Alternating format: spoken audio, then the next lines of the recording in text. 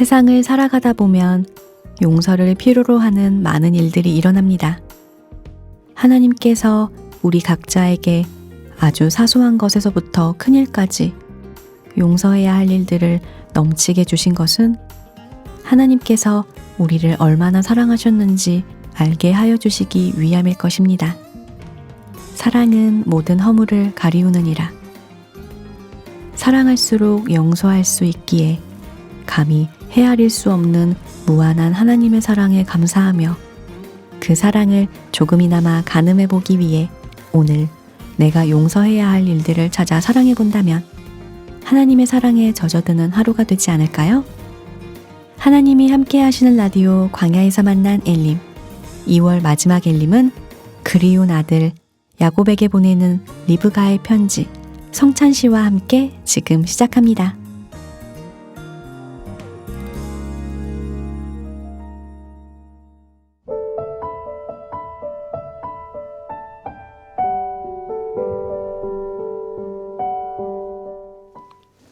사랑하는 아들 야곱에게 헤브론에서 너를 기다리며 써내려간 이 편지가 내게 잘 전달되었으면 좋겠구나. 드보라를 통해 간간히 편지를 보내고 내 소식을 전해 듣는 것이 얼마나 감사한 일인지. 몇 날이면 돌아올 줄 알았던 너를 이렇게 오랜 시간 기다리게 될 줄은 몰랐단다.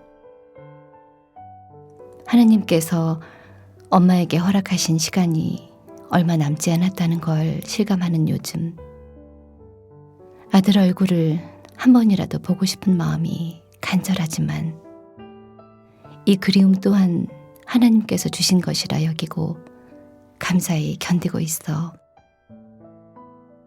내가 떠나고 수많은 날들을 외로이 보내며 엄마는 그 옛날 내 아버지와 결혼하던 때를 자주 떠올리곤 했단다. 그땐 엄마가 아주 어렸을 때였는데 어느 날 다가와 물을 청하던 분께 열심히 물을 길어 내어드렸던 그 작은 행동이 하나님의 축복을 불러왔었지. 그분이 나를 찾아오기까지 하나님께서 어떻게 역사하셨는지에 대해 듣고 난 뒤 엄마는 하나님의 뜻을 따라 내 아버지와 결혼해야겠다고 결심했어. 지금 바로 떠나겠다고 이야기한 그날, 내 아버지를 만나러 가던 길은 두려우면서도 묘한 승리감을 주더구나. 분명 하나님의 축복이 함께 할 거란 확신이 있었거든. 그리고 엄마가 하나님의 인도하심 아래 선하신 계획 속에 있다는 것 자체가 얼마나 기쁜 일이었는지. 그렇게 결혼을 했지만 20년이 지나도록 아이가 생기지 않았단다. 그 20년이라는 시간 동안 얼마나 애가 타고 또 간절했는지 몰라. 내 아버지는 긴 시간 아이를 얻지 못해도 다른 부인을 들이지 않고 그저 하나님께 기도하는 사람이었어. 그 기도 덕에 귀한 너희를 얻게 되었고 아이가 생겼다는 큰 기쁨도 잠시, 이상한 일들이 자주 일어났단다. 태 속에서 너희가 싸우며 요동치는 것이 계속해서 느껴졌어. 이 일이 걱정이 되어 엄마는 하나님께 어찌 해야 될지 물었었지. 그때 엄청난 약속을 들었단다. 두 국민이 내 태중에 있구나. 두 민족이 내 복중에서부터 나누이리라. 이 족속이 저 족속보다 강하겠고 큰 자는 어린 자를 섬기리라. 실은 엄만 이 이야기를 듣자마자 심장이 덜컥 내려앉았어. 내 아이들이 두 민족으로 나누어지게 될 것이며 큰아이가 아닌 작은아이가 강해질 것이라는 사실이 적잖은 충격을 주었단다. 엄마가 후회하는 많은 일들 중 하나는 그때 하나님의 약속에 대해 내 아버지와 더 많이 대화했어야 했는데 그렇지 못했다는 사실이야. 그랬다면 지금 조금은 달라졌을까? 에서와 내가 태어난 뒤 자라나는 너희를 보며 엄마는 하나님의 약속의 의미를 점차 이해할 수 있었어. 에서는 거칠고 다혈질적인 면이 강하며 밖으로 쏘다니기를 좋아하는 아이였고, 너는 나와 함께 집에 머물며 조용히 묵상할 줄 아는 가정적이고 따뜻한 아이였지. 하나님의 약속을 생각할수록 에서와 너의 상반된 성향을 지켜볼수록 엄마는 내게 마음이 끌렸단다. 어쩌면 그러면 안 되는 거였는지도 몰라. 엄마는 내 감정이 우리 가족을 이리 갈라지게 했는지도 모른다는 생각에 마음이 아플 때가 많단다. 내가 하나님의 뜻 가운데 있는 사람이라 확신하게 되는 일이 한 번 더 있었어. 밖으로 다니길 좋아했던 에서는 영적인 축복에 별로 관심이 없는 아이였지. 내 형이 배고픔에 장자의 명분을 내게 팔았다는 이야기를 전해 듣고 엄만 점점 더 너를 축복하는 데에 마음이 쏠렸던 것 같구나. 거기다 에서가 해쪽 속의 딸들과 결혼까지 하면서 엄마와 내 형의 정서적 교류란 거의 없어지게 되었단다. 특히 이방 여인을 드리는 것은 하나님의 약속을 무시하는 행동이었기 때문에 엄마는 어떻게 해서든 에서가 아닌 너를 하나님의 사람으로 세워야 한다고 느꼈어. 야곱 내게는 장자의 명분이 소중했고 내게는 하나님을 향한 믿음이 있다는 걸 알고 있었으니까. 엄만 이때부터 조급했던 것 같구나. 어떻게 하면 야곱 내가 축복을 받게 할 수 있을까? 오로지 그 생각에 사로잡혀 하나님께 묻는 일에 소홀했어. 내 아버지는 건강이 좋지 못했고 곧 장자를 위해 축복해야 될 날은 다가오고 있었단다. 그리고 마침내 장막뒤에서 내 아버지가 에서에게 별미를 만들어 축복하게 하라고 말씀하시는 것을 듣고 엄만 더 조급해지기 시작했어. 하나님은 분명 너희가 태어나기도 전에 확실한 미래를 약속해 주셨지만 엄마에겐 내 아버지가 그 계획을 그르칠 거라는 생각만 가득했던 것 같아.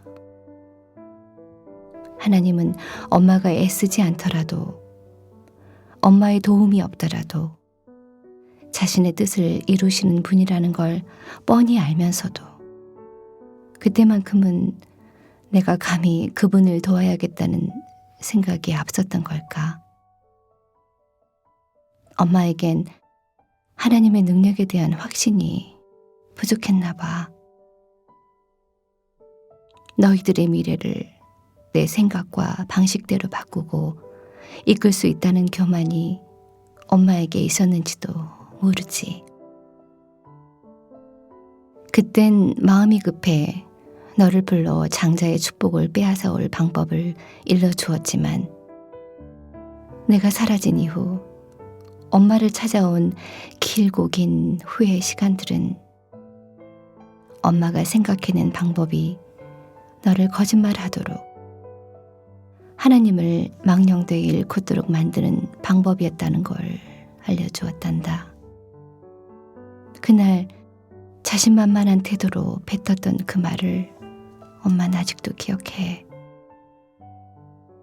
내 아들아, 너의 저주는 내게로 돌리리니 내 말만 듣고 가서 가져오라. 이 말 때문에 아직까지도 사랑하는 아들을 보지도 품지도 못하는 슬픔 속을 헤매고 있는 걸까?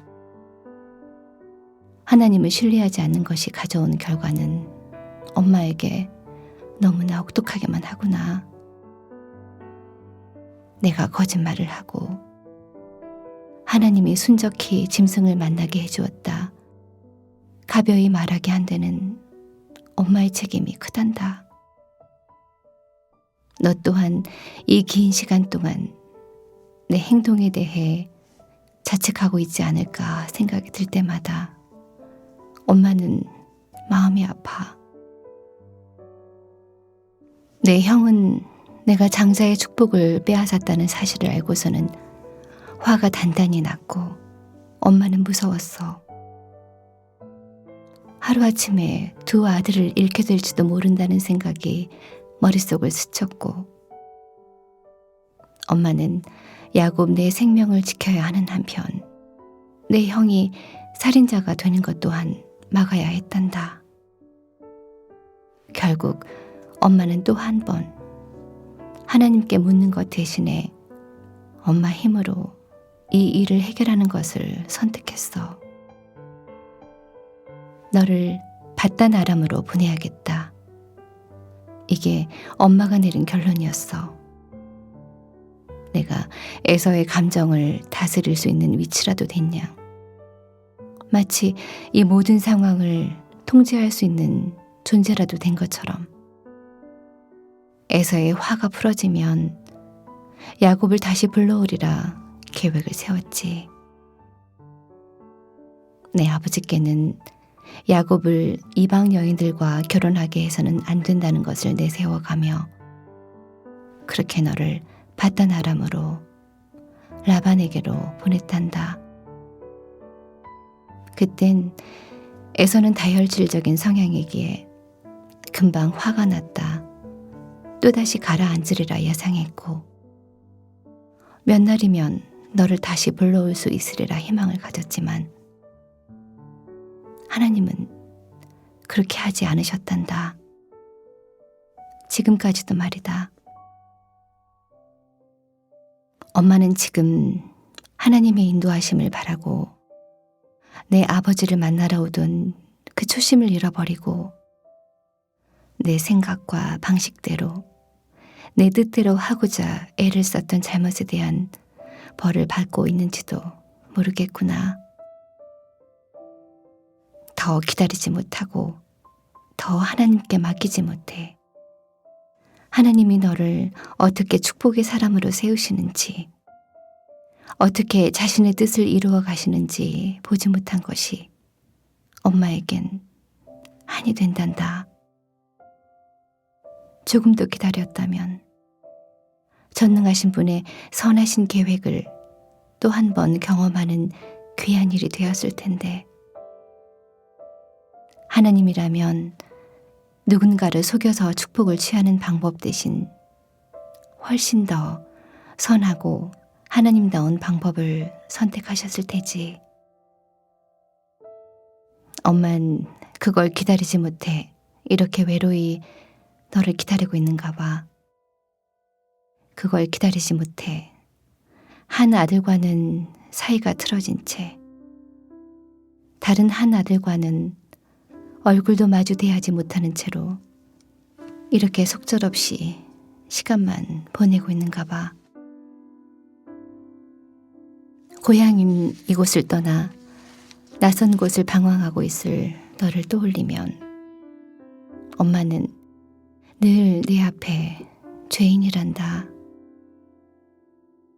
밤마다 엄마가 조급했던 그때를 자책하며 후회하고 내가 밥은 잘 먹고 있을지 잠은 잘 자고 있을지 걱정하느라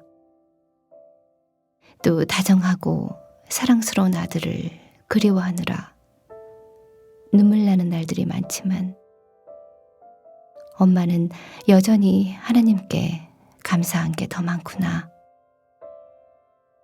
연약한 나라도 여전히 참아주고 계신 것에 감사하고 얼굴은 보지 못하지만 내 소식을 드보라를 통해 들을 수 있는 것에 감사하고 에서도 너도 별 탈 없이 살아있는 것에 감사해.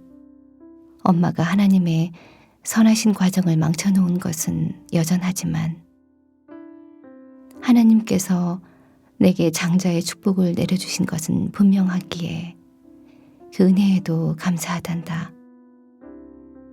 하나님은 신실하시고 약속하신 바를 늘 지키시는 분이시며 엄마의 실수와 모자란 행동에도 불구하고 하나님은 그것을 선으로 바꾸어 가시는 분이라는 걸 내가 떠난 후 철저히 깨달아가고 있고 이런 깨달음을 주시는 것에도 감사할 따름이구나.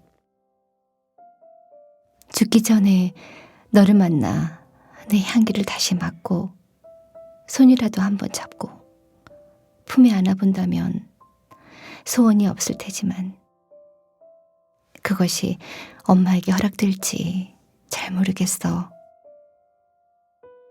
다만 야곱, 내게 당부하고 싶은 것은 꾀를 내기보다 하나님께 의지하는 것을 배우라는 것.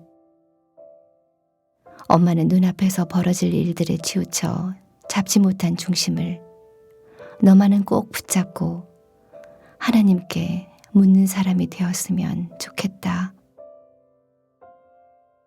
너와 함께 다정히 교제하며 웃고 즐거워하던 지난 날들이 엄마에게는 가장 행복했고 사무치게 그리운 시간들이란다.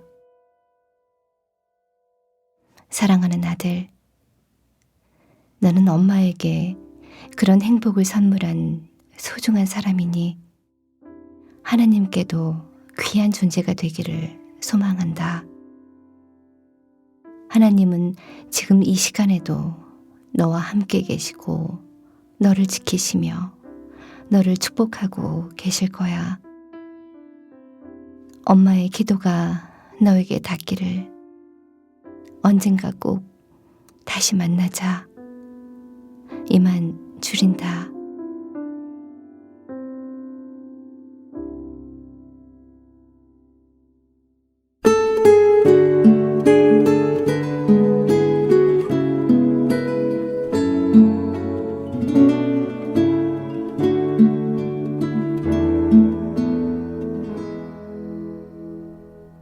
이 시간 너의 맘속에 하나님 사랑이 가득하기를 진심으로 기도해 간절히 소망해 하나님 사랑 가득하기를. 하나님은 너를 사랑해 얼마나 너를 사랑하시는지 너를 위해 저 별을 만들고 세상을 만들고 아들을 보냈네. 오래전부터 널 위해 준비된 하나님의 크신 사랑 너의 가는 길 주의 사랑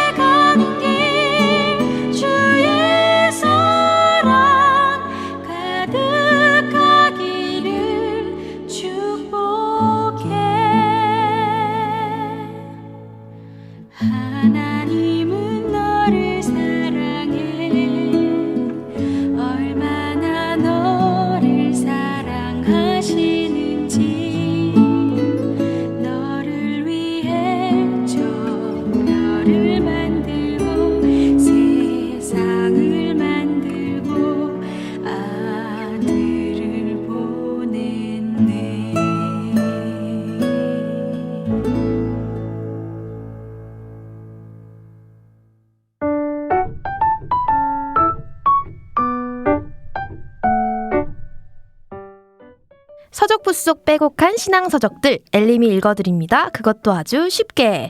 전능자의 그늘에 이은 엘림의 책방 그 두 번째 책, 바로 철로역정입니다. 이 엄청난 책의 첫 페이지를 넘기기 전에 엘림의 책방에 함께 해주실 귀한 손님을 한 분 모셨는데요. 형제님 자기소개 부탁드립니다. 네, 안녕하세요. 하하, 저는 2010년 5월에 예수님의 뜨거운 사랑을 깨닫고 거듭난 김두영 형제라고 합니다. 정말 반갑고요. 조금 더 자기 소개를 좀 보태자면 저는 하는 일은 이 장애를 가지고 있는 학생들을 가르치는 이 특수교사이고요. 그리고 다혈 우울질의 기질과 요즘 MBTI 유행이죠. 네, 유행이죠. 네, 쿠쿠다스 멘탈 치어리더라고 일컬어지는 이 ENFJ 성격을 지녔습니다. 네. 예, 또한 주님의 은혜가 아니라면 하루도 기동하며 살 수 없는 여러분과 같은 그리스도인입니다. 라디오로 인사를 드리고 또 교제 나눌 수 있는 기회가 찾아왔네요. 너무 기대되고요. 감사드립니다. 여러분 반갑습니다. 네, 반갑습니다. 엘림의 아주 든든한 지원군이 함께 해주셔서 영광입니다. 영광입니다. 네, 사실 작년에 교제팀에서 두영 형제님이 MBTI가 ENFJ다 말씀을 해주셔서 저도 ENFJ다 놀랐어요. 이야기를 들어서 아주 서로 반가웠잖아요. 느낌이 있었습니다. 네, 느낌이 딱 있었죠? 네, 방금 이제 듣고 확인하게 된 사실은 형제님도 다혈 우울질이시네요. 관심 많습니다. 기질. 저도 다혈 우울질이에요. 너무 놀랐어요. 약간 좀 사람이 불안정해 보이더니 이유가 있었어요. 예. 이상훈 목사님 특강 때 종이 나눠주셔서 이렇게 체크하면서 했었잖아요. 그렇죠. 우리 다 네. 한번 해봤죠. 거기서 다혈질이랑 우울질은 정반대인데 제가 그 두 개를 가지고 있더라고요. 그래서 이중인격자인가 이렇게 생각했는데 형제님도 사실 다혈 우울질. 저도 그 고민이 지금도 끝나지 않았어요. 굉장히 어려운 질문이에요. 예. 사실 기질 이야기만 해도 네. 저희가 이 러닝 타임을 충분히 채울 수 있을 만큼 네. 아주 재밌는 이야기가 많지만 이미 대본을 벗어나고 있어요. 지금. 죄송합니다. 자, 기질 이야기는 청취자 여러분 여기까지 하도록 하겠습니다. 네. 다음에 특집으로 한번 해보도록 하고. 네네네. 여튼 이렇게 성향이 비슷한 또 우리 자매님하고 함께 책을 읽고 이야기를 나누게 되니까 너무 기대가 됩니다. 아주 재미있을 것 같아요. 저도 정말 기대하고 있습니다. 좋습니다. 하여튼 저희가 오늘 이제 읽어보고 또 다뤄볼 책이 어마어마한 책이라고 들었습니다, 자매님. 네, 맞습니다. 모르는 사람이 없을 정도로 아주 유명한 책이고 또 설교 때 정말 많이 등장하는 많이 책이기도 듣죠. 하고 집집마다 책꽂이에 꽂혀 있지만 끝까지 그렇습니다. 자세히 읽어본 사람은 별로 없지 굉장히 않을까 찔립니다. 싶은 굉장히 바로 찔려요. 그 책입니다. 예. 바로 철로역정인데요. 이번 엘림의 책방부터는 우리 귀하신 형제님과 책을 일정 분량 함께 읽고 간단한 줄거리와 인상 깊은 부분, 묵상들을 나누는 시간을 가질까 합니다. 네. 코너 말미에 다음 회차 분량을 예고할 예정이니 성도님들께서도 함께 읽고 네네. 라디오를 들어주시면 더 유익한 시간이 될 것 같습니다. 예, 그렇습니다. 저희가 지금 가지고 있는 이 저와 원영자매님이 함께 읽고 있는 이 책의 철로역정의 출판사가 CH 북스 크리스천 다이제스트라고 되어 있는데요. 네. 예, 전도인께 여쭈어보니 철로역정은 워낙 고전이기도 하고 네. 또 시중에 있는 책들이 거의 비슷해서 네. 어떤 출판사도 괜찮을 것 같다라는 말씀을 해주셨습니다. 번역의 차이가 약간 있을 뿐 내용은 같으니까요. 집에 가지고 계신 철로역정을 꺼내 드시고, 자 지금 꺼내 드시고, 네, 지금 꺼내 드시고, 지금 바로 그렇습니다. 함께 읽으면 아주 좋을 것 같습니다. 네, 먼저 오늘은 첫 시간이니까 이 책의 저자와 책에 대한 간략한 소개를 해야 될 것 같은데요. 네네. 주영 형제님께서 저자 소개를 좀 해주시겠어요? 예, 알겠습니다. 책이 유명한 만큼 저자의 이름 또한 아주 낯이 익으실 겁니다. 존 버년이라는 1628년에 태어난 영국인인데요. 저희가 선택한 출판사의 책 앞부분을 보면 저자의 소개가 아주 자세히 나와 있습니다. 그는 어느 땜장이의 맏아들로 태어나서 아주 열악한 교육 환경 그리고 재정적인 환경에서 태어나 자랐다고 합니다. 군복무도 3년 했고 그리고 땜장이 일도 했네요. 교육의 정도는 낮았지만 부인과 결혼할 때 저는 이 부분이 너무 놀랐어요. 네. 부인이 지참금으로 그러고 보면 혼수로 그렇지 혼수. 혼수로 뭘 가져왔냐면 경건서적을 가지고 왔다는 게 너무 놀랐어요. 그리고 그 부인이 가지고 온 경건서적으로 인해서 회심하게 되었다고 합니다. 대략 26세에 처음으로 설교를 하기 시작했고요. 네. 그리고 우리가 잘 아는 그의 감옥 생활은 불법 집회를 했다는 명목으로 1661년에 시작되어서 1672년인 12년 동안 이어지게 됩니다. 여러 서적을 옥중에서 집필하였는데 12년의 마지막 5년 동안은 바로 이 철로역정을 집필하는 데 집중했다고 합니다. 이후에 44세에 출소해가지고 인생 중 놀랐어요. 총 60여 권의 책을 썼더라고요. 오. 예, 그랬는데 대략 58세에 숨을 거두게 되었다고 합니다. 네, 덧붙이자면 존 버년이 유년 시절에 굉장한 악동이었다고 해요. 그래서 하나님에 대한 불경스러운 말도 좀 서슴지 않던 그였고, 근데 항상 지옥 형벌에 대한 두려움이 있었다고 합니다. 실제로 제가 그의 자서전인 죄인의 괴수에게 넘치는 은혜를 살짝 읽어봤는데 구원받기 전에 버년이 계속 죄를 지으면서 네. 또 심판과 하나님에 대한 두려움을 계속해서 느끼더라고요. 아하. 그래서 설교를 듣고 양심에 찔리고 교회에서 돌아와서 가방 내려놓으면 죄책감이 사라지고 그렇죠. 다시 어쩔 오락을 수 없죠. 즐기고 이렇게 율법을 지키고 교회에서 봉사하고 막 종을 치는 것으로 그 자부심을 느끼면서도 자신의 안에 하나님을 향한 적개심이 있는 것과 스스로 타락되었다는 그것에 한탄하는 그런 시간들을 반복적으로 보내는데, 그런 한탄을 느낄 때마다 마귀가 자꾸 버년에게 무력감을 불어넣는 게 버년은 느껴졌다고 해요. 넌 안 될 거야. 너는 구원 못 받아. 이런 식이었을까요? 아무튼 버년은 자신의 영혼에 대한 고뇌를 참 많이도 한 사람이었습니다. 성경을 깊이 있게 읽고 또 기도하고 말씀에 갈급한 사람이었는데, 자신의 비참함에 계속해서 낭망하던 그가 결국 말씀 안에서 아하. 답을 찾게 되는데요. 네. 그리스도 예수 안에 있는 구속으로 말미암아 하나님의 은혜로 값없이 의롭다 하심을 얻은 자 되었느니라. 로마서 3장 24절 말씀. 존 버년은 자서전에서 이 말씀이 자신을 완전히 되돌려 놓았다고 간증합니다. 예, 아유 감사합니다. 듣다 보니까 구원 받기까지의 모든 과정 중에 가장 중요한 것은 자신이 끔찍한 죄인임을 아는 것이라는 생각이 듭니다. 회개 없는 구원은 있을 수가 없구나라는 원칙을 다시 한번 떠올리게 되고요. 그의 끈질긴 고뇌가 결국 그를 십자가 앞으로 인도한 모양이네요. 네, 맞습니다. 그래서인지 몰라도 철로역정의 시작이 자신의 네네. 죄짐 때문에 엄청나게 괴로워하는 한 남자의 이야기로 시작이 됩니다. 자신을 반영한 거라는 생각이 들어요. 그러겠죠. 네, 존 버년은 고뇌 끝에 구원을 얻은 사람이기에 자신과 똑같이 죄로 인해 괴로워하는 이들을 건지고 위로할 수 있는 능력을 갖게 되었으리라 생각이 듭니다. 예. 벌써부터 철로 육정이 읽고 싶어지는데요, 자매님. 네, 대본이 아니라 정말 읽고 싶어졌어요. 진심이 느껴져요. 진심이 느껴집니다. 존 버년이 참 많은 책을 썼는데 그중 이 책은 단연 돋보이는 책입니다. 책 표지에 늘 이런 말, 우리 이완 목사님 설교 때도 자주 등장하는 말인데요. 성경 다음으로 많이 읽히는 기독교 이 고전이라고 되어 있는데요. 네. 이 위대한 책에 대해서도 아까 인물 소개했으니까 잠깐 책에 대해서도 좀 소개를 해주실 수 있을까요? 네, 형제님이 말씀하셨듯이 베드퍼드의 땜장이었고 네. 교육도 많이 받지 못한 버년이었는데, 이 버년이 쓴 철로역정이 말 그대로 불티나게 팔립니다. 17세기에 출판이 됐는데 19세기 미국의 문학에 지대한 영향을 미칠 정도였으니까요.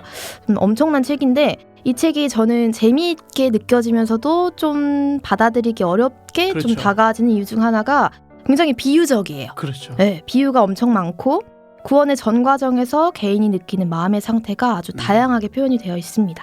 우리가 문학적인 내용을 다루려고 하는 건 아니니까 그렇죠. 영문과 아니니까요. 네, 이 정도로 하고요. 제가 이 책에서 가장 마음에 든다 생각이 든 포인트는 바로 구원받기까지의 과정, 그가 십자가를 만나는 사건이 책의 3분의 1도 전개되기 전에 나온다는 사실입니다.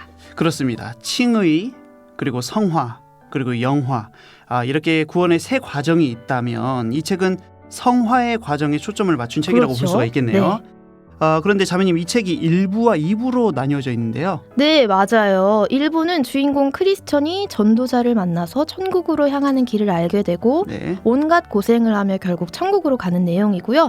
2부는 크리스천의 아내 크리스티나가 내 아이들과 함께 천국으로 향하는 이야기입니다. 자매님, 이거 너무 스포하시는 거 아니에요? 스포이긴 한데. 그만. 자, 거기까지. 자, 어서 빨리 만나보고 싶습니다. 철로역정. 네, 좋습니다. 오늘은 이 책의 1장부터 3장까지를 읽어볼 텐데요. 사실 출판사별로 내용을 나누는 기준은 좀 다른 것 같아요. 그렇습니다. 네. 그래서 오늘 소개해드릴 부분은 크리스천이 좁은 문에 도착하기 전까지 이야기입니다. 3장까지 스토리텔러는 바로 두영 형제님이신데요. 됩니다. 한번 맛깔나게 줄거리 소개를 부탁드립니다. 알겠습니다. 제가 한번 맛깔나게 네. 한번 소개를 드려보도록 하겠습니다. 우리 철로역정 속으로 우리 크리스천을 따라서 우리 형제 자매님들이 정말 길을 따라 나선다는 마음으로 함께 네. 들어보시면 정말 좋을 것 같습니다. 사실 오늘 소개해드릴 부분은 아마 다들 익숙하실 거예요. 우리 지난 작년 네. 류승룡 집사님과 벌써 예, 작년이 됐네요. 시간이 많이 흘렀어요. 네. 이렇게 빨라요. 자, 그래서 영상으로 저희가 그 교제의 밤, 성도 교제의 밤 마지막에 보셨던 장면까지입니다. 아마 생생하게 떠올려질 장면들인데요. 이 책은 성경책을 이 손에 쥐고부터 자기 등의 죄짐을 인지하게 된 크리스천이 참다 못해서 가족들에게 자신의 고민을 털어놓는 내용으로 시작을 합니다. 우리가 사는 이 도시에 하늘로부터 큰 불이 쏟아져서 온통 잿더미가 된다. 그런데 구원받을 수 있는 길을 아직 내가 발견을 못했다. 이런 이야기를 가족들에게 합니다. 가족들의 반응이 어땠을까요? 얘는 좀 재워야겠구나. 백야 현상 때문이니까 얘가 잠을 못 잔 것 같다. 예, 그래서 딱 이 반응이었습니다. 네. 그런데 잘 수가 있겠습니까? 크리스천의 머릿속엔 온통 이에 대한 고민뿐이었습니다. 지속적으로 이야기를 꺼내는 크리스천과 그리고 비웃고 야단치고 무시하는 가족들의 모습이 대조적으로 나옵니다. 네, 철로역정을 얘기할 때 목사님들께서 네. 항상 장망성, 굉장히 장망성 자주 이런 듣죠. 말을 했었어요. 네네네. 그래서 그게 멸망의 도시, 장차 망할 성. 저는 중국 사람 이름인 줄 알았어요. 아이고. 모택동 그런 것 같죠. 맨 처음에. 장망성이 그러니까 줄임말인 그렇죠. 그러니까 한문으로 해가지고 이렇게 장망성인데 아무튼 그러겠죠. 뭐 이렇게 네네. 장차 망할 성 뭐 이런 그렇습니다. 뜻이었던 것 같습니다. 예. 근데 멸망이 코앞이라는 걸 알게 된 크리스천은 가족들이 안 믿어주는 것에 아주 답답했을 것 같아요. 그렇습니다. 예, 이제 이 터덜터덜 들 거닐며 책을 읽던 그에게 전도자가 나타나 문제 해결법을 알려줍니다. 뭐였을까요?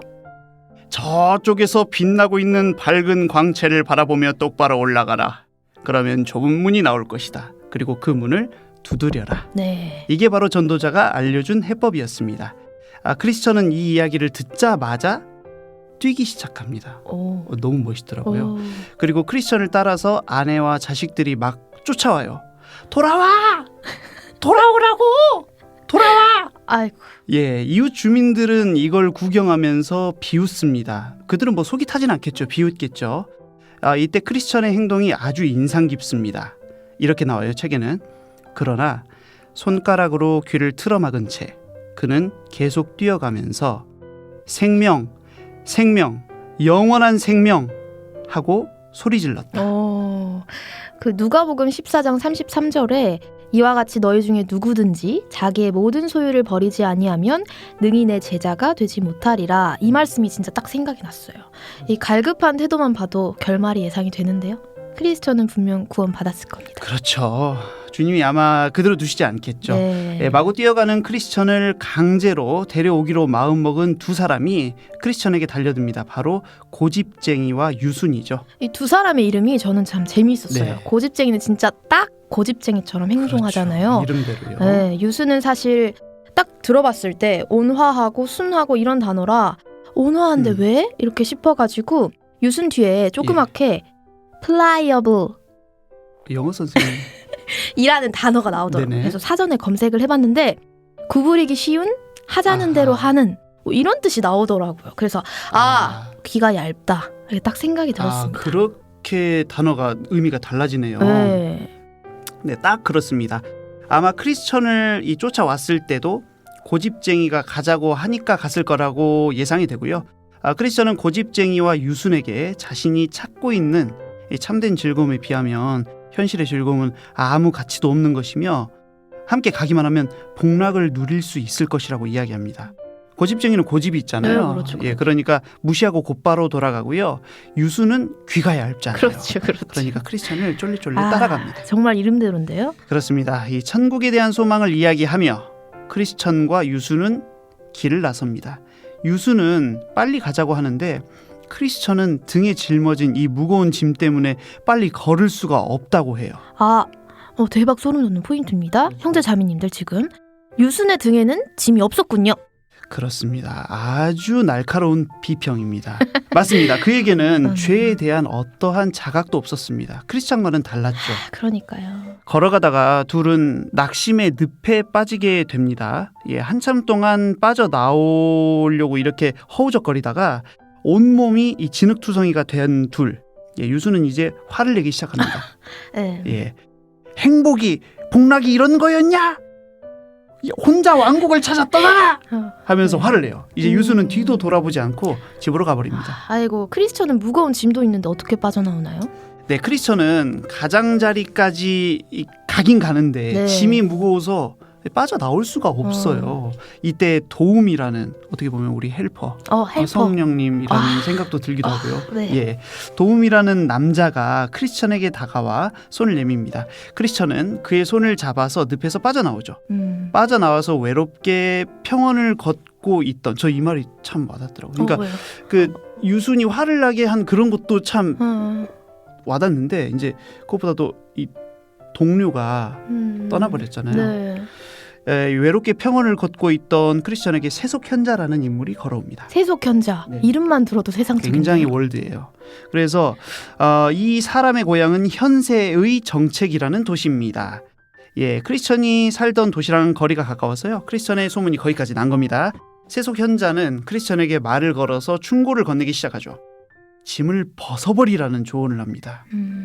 사실 스스로 이 벗어 그렇죠. 던질 수 없는 짐이에요. 네. 근데 세속현자는 그걸 모르는 거죠. 안 내봤으니까. 안 매봤으니까. 그리고 세속현자는 전도자가 해준 말들을 곧바로 비난하고는 자신의 나이와 경험을 내세웁니다. 이런 모습 세상에서는 꼰 투더 해도 돼요? 라고도 하는데요. 라떼는 말이야? 맞습니다. 좀 이 책을 읽으면서 제 주변에도 제가 구원받고 난 다음에 저를 굉장히 뭐라고 하면서 아니야, 바로잡아 주셨던 이렇게. 분들 생각납니다. 네. 지금 생각나요. 하여튼 그러면서 좋은 방법이라며 도덕이라는 마을의 합법 신사와 그의 아들 예의를 만나볼 것을 권합니다. 온갖 어려움과 위험한 난관들을 만나지 않고도 소망하는 것을 얻을 수 있을 것이라 꼬시면서요. 도덕, 합법, 예의. 더 어려운 길이 될 것 같은 예감인데요? 자매님 예감대로 원래 가던 길을 바꾸어서 새 길로 접어들기 시작한 크리스천은 등에 짊어진 짐이 훨씬 더 무겁게 느껴지기 시작합니다. 갑자기 언덕 위에서 불길이 활활 타오르는 것을 보기도 하고요. 땀을 흘리며 무서워 떠는 크리스천에게 전도자가 찾아옵니다. 처음에 좁은 길로 가라고 알려주셨던 전도자 혹시 혼나나요? 바로 혼나지는 않고요. 왜 이곳에 왔느냐, 왜 다른 길로 들어서게 되었느냐 묻고 말씀을 읽어줍니다. 나의 의인은 믿음으로 말미암아 살리라. 또한 뒤로 물러가면 내 마음이 그를 기뻐하지 아니하리라. 히브리서 10장 38절 말씀이죠. 그리고는 세속 현자에 대해 가르쳐줍니다. 그는 세속 교훈이나 신조가 십자가를 지지 않고서도 어려움에서 구해줄 수 있다고 생각하는 사람이다. 좁은 문으로 가는 길을 벗어나서는 안 되며 십자가의 짐을 싫어하도록 유도하는 것을 뿌리쳐야 하며 아무 말이나 믿고 사망의 골짜기로 가도록 유혹하는 것에 넘어가서는 안 된다. 교제를 해주죠. 네. 무릇 율법 행위에 속한 자들은 저주 아래 있나니 기록된 바 누구든지 율법책에 기록된 대로 모든 일을 항상 행하지 아니하는 자는 저주 아래 있는 자라 하였습니다. 갈라디아서 3장 10절 말씀. 이렇게 비유를 사용한다고 제가 서두에 말씀드렸는데 네네. 율법으로는 구원을 얻을 수 없다는 것을 아주 기가 막히게 표현을 한 것 같아요. 예, 그렇습니다. 네. 이런 자신의 어리석음을 뉘우친 크리스천은요, 이 전도자의 격려를 받고 누가 말을 걸어도 대답조차 하지 않고 좁은 문을 향해 걷기 시작합니다. 그렇게 3장이 끝납니다. 아유, 감사합니다. 덕분에 줄거리가 일목요연하게 정리가 됐습니다. 네. 읽으면서 또 들으면서 그리스도인으로서 굉장히 공감이 많이 가는 책이다 생각이 들었는데요. 형제님께서 인상 깊은 장면을 꼽아본다면 어떤 장면들이 있을까요? 네, 저는 아주 저의 예전 삶이 막 이렇게 막 떠오르면서 막 오버랩되면서 이 장면이 가장 인상 깊었습니다. 뭐냐면은 죄집 문제를 해결하기 위해서 가족을 등지고 생명, 영원한 생명하고 소리 지르며 달려나가는 장면. 저도요. 그 장면 예. 진짜 인상 깊었어요. 네, 정말 인상 깊었습니다. 우리 교회 안에 계시는 분들 가운데 어떤 분들은 부모님이 먼저 구원받아 교회 안에서 자연스럽게 성장해 가시는 분들도 계시지만 저 같은 경우는 불교에 가까운 무교 집안에서 태어났고 끔찍이도 교회와 교인들을 싫어하시는 이 어머니 밑에서 자라났기 때문에 이 장면들이 정말 인상 깊었어요. 책의 내용을 좀 자세히 읽어드릴게요. 네. 그가 다시 한번 가족들에게 이야기를 시작하자 가족들의 표정은 더욱 굳어지기 시작했다. 가족들은 거칠고 까다롭게 굴면 광증이 사라질 것이라고 생각하고는 때로 그를 비웃기도 하고 크게 야단을 치기도 했으며 아주 무시해버리기도 했다. 그러자 그는 자기 방에 혼자 숨어 그들을 불쌍하게 여기고 그들을 위해 기도하면서 자신의 괴로운 심정을 슬퍼하였다. 2010년에 제가 구원받고 가족들에게 전도를 할 때마다 아버지에게서, 어머니에게서, 동생에게서 크리스천이 겪은 반응들을 저도 겪었습니다. 어머니는 크게 야단을 치시고요. 정말 난리가 나고 아버지는 협박도 하시고 또 울며 회유도 하셨고 또 동생은 비웃거나 무시도 하고 악도 지르고 성질도 내고요. 참 인상 깊었던 게 그 다음 크리스천의 반응입니다. 그는 가족에게 화를 내거나 맞서 싸우는 게 아니라 그들을 불쌍히 여기고 기도했습니다. 저도 그런 경험을 동일하게 했다는 것이 하나님 앞에 참 감사하네요. 이제 와서 네, 힘들었으니까. 너무 힘들었는데 이제 와서는 감사가 되고요. 아직도 저희 가족은 구원받지 못했고요. 어머니는 말씀 한 번 듣지 않으셨습니다. 마귀는 크리스천의 여정 가운데에서 이 가족이라는 것을 이용하여 두고두고 회방을 놓고 괴롭게 합니다. 앞으로 크리스천의 여정을 소개하면서 저도 구원받지 못한 저희 가족들에 대해서 그리고 저의 여정에 대해서 다시 한번 깊이 생각해 볼 수 있을 것 같아 설레입니다. 네, 저도 형제님의 구원 간증을 실제로 몇 번 들은 적이 있습니다. 갈릴리 학교에서 한 번, 또 어디서 또 많이 한 번, 들은 교제팀에서 들은 것 같기도 하고 그렇습니다. 아주 빠져서 들었는데 사실 내 가족은 내가 가장 잘 알기 때문에 그렇죠. 내가 말씀을 듣는다면 또 내가 교회에 나간다면 어떻게 반응할 것인가 눈에 빤히 보이잖아요.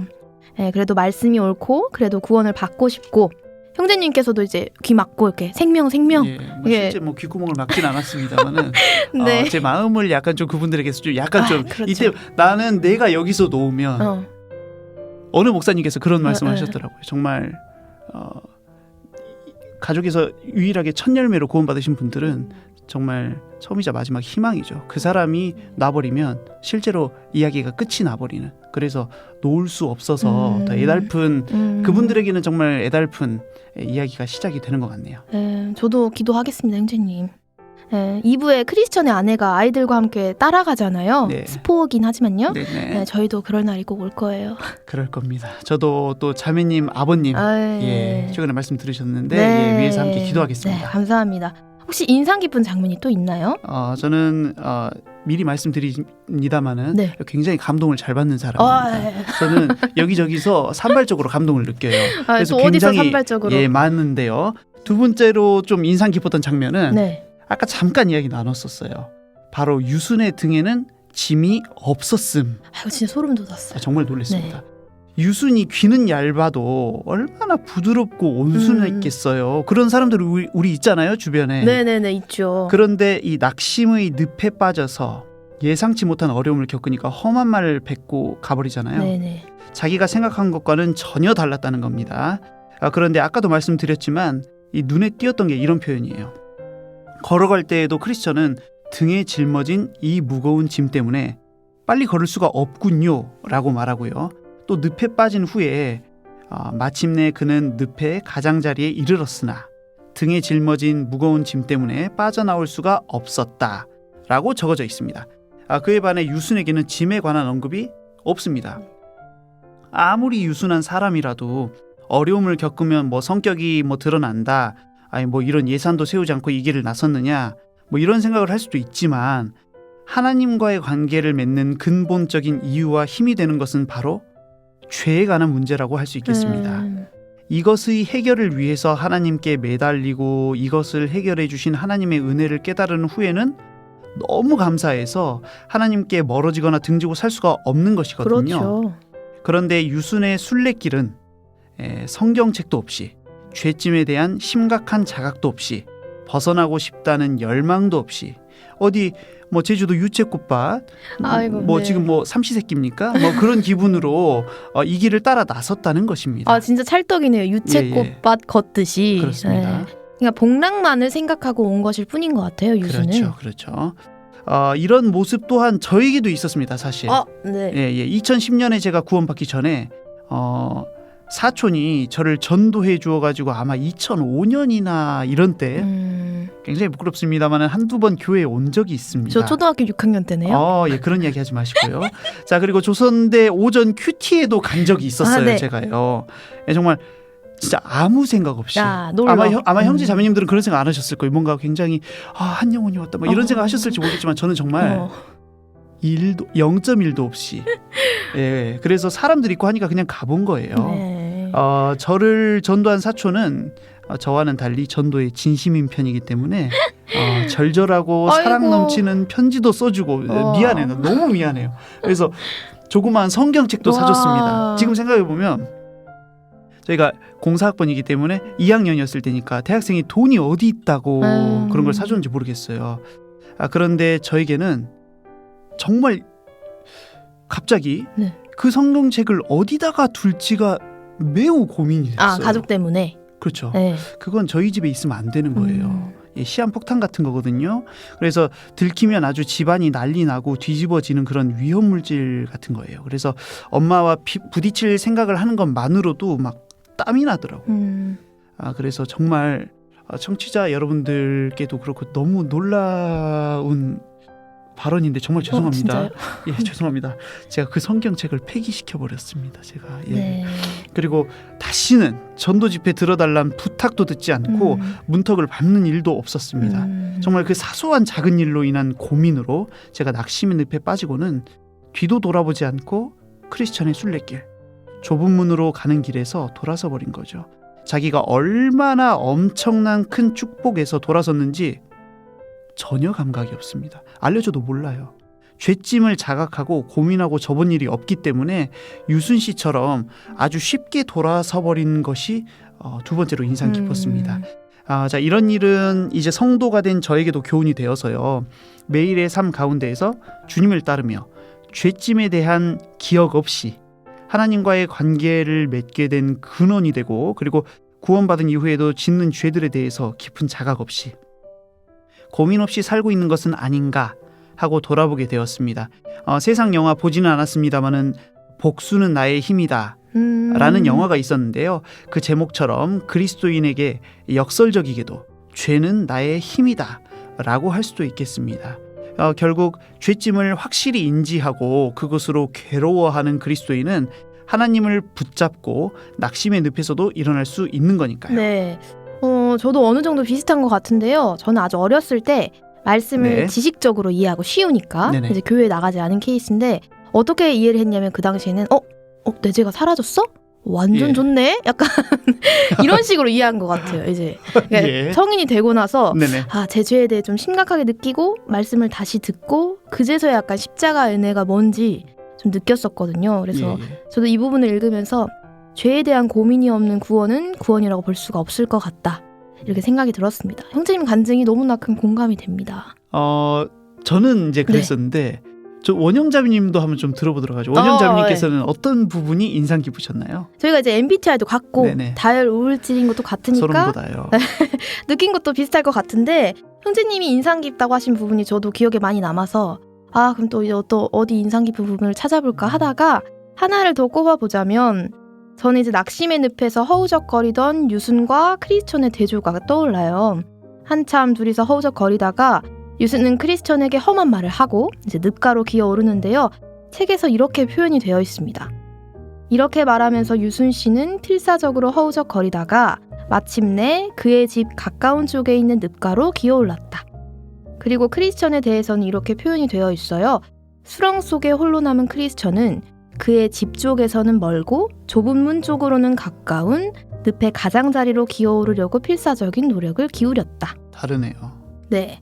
이제 구원을 받기까지의 전 과정이 어쨌든 인간의 자유의지에 달려있다는 걸 좀 실감하게 된 부분이었어요. 유수는 집 가까운 쪽을 택했고 크리스천은 반대로 집에서 멀고 좁은 문에서 가까운 쪽을 선택했는데 이 선택이 가져올 결과가 참 끔찍하다 생각을 했습니다. 왜냐하면 책에 이런 표현이 나오거든요. 그 후 크리스천은 다시는 그를 유순을 만나지 못하였다. 소름 돋아.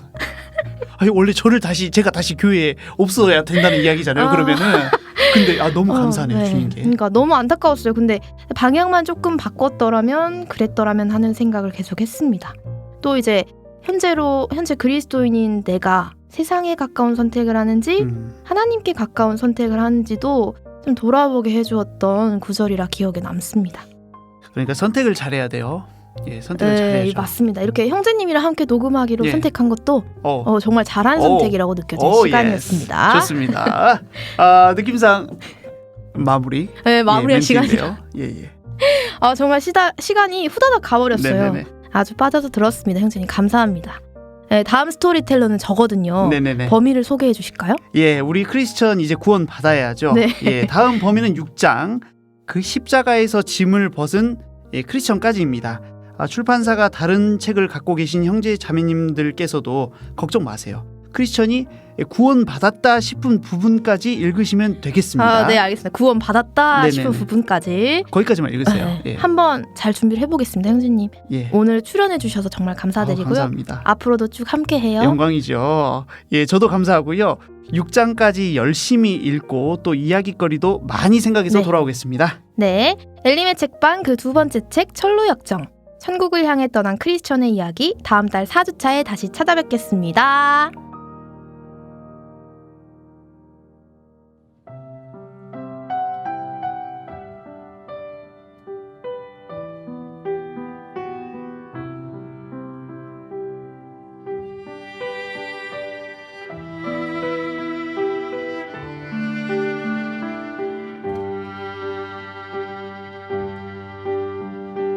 내 맘에 주여 소망 되소서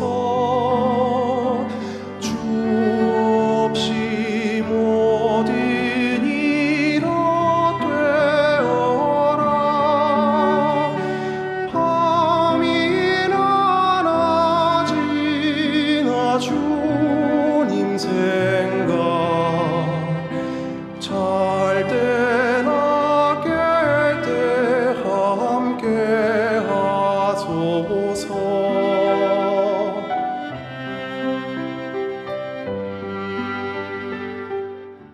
예수님께 사랑받고 싶던 제자 베드로가 이렇게 묻습니다.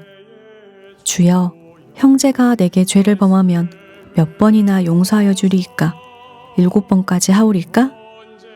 이에 대한 예수님의 대답은 내게 이르노니 7번뿐 아니라 70번씩 7번이라도 할지니라.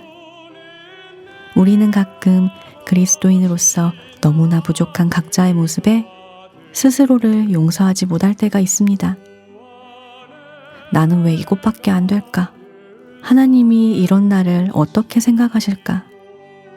그런 우리에게 예수님은 오늘도 말씀하십니다. 7번뿐 아니라 70번씩 7번이라도 내가 너를 용서하였다 라고 말입니다. 이 격려가 우리를 다시 일어나게 합니다. 부족하고 못난 나일지라도 하나님은 여전히 나에게 사랑이시라는 사실을 기억하며 많이 용서받은 만큼 몇 번이고 다시 일어나는 오뚜기 같은 그리스도인이 되길 기도하며 하나님이 함께 하시는 라디오 광야에서 만난 엘림, 주 안에서 평안하시기를 기도합니다. 밤에 계시